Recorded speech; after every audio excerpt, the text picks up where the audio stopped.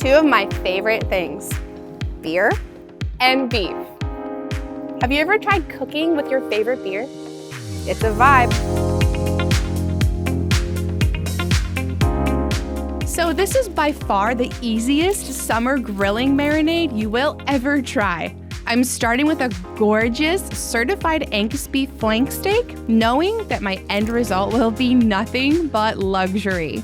Because if it's not certified, it's not the best. Straight into the Ziploc with the flank from here, and we have minimal knife work, but that's it. A quick chop to some fresh garlic, a quick run through on some chilies with my knife, and then some diced onion. All of this plus one of your favorite chilled beers, that's it. This is our marinade.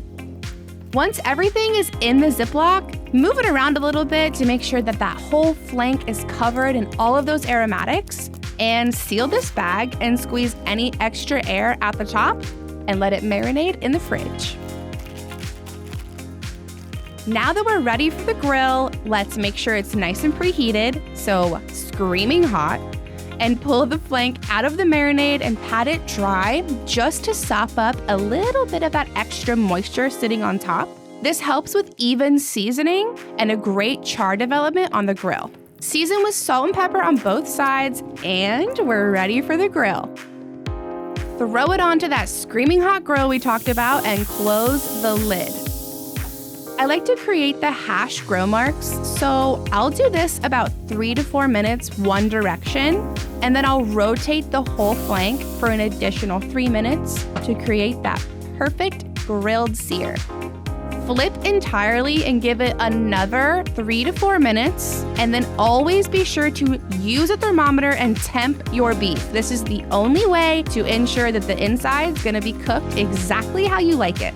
And inserting my instant read thermometer from the side, just like this, I'm checking for a medium rare doneness, knowing that as it rests a little bit, it will continue to cook just slightly.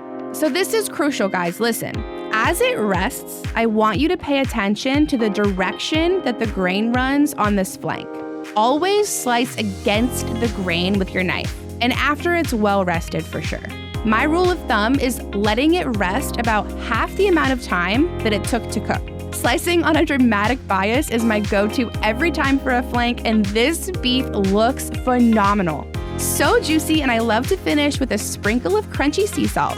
You can serve this with whatever you're into, but for this year, I'm doing some fresh sweet corn, because who doesn't love a sweet grilled corn on the cob and a little bit of grilled chili? Cheers, friends. Happy grilling.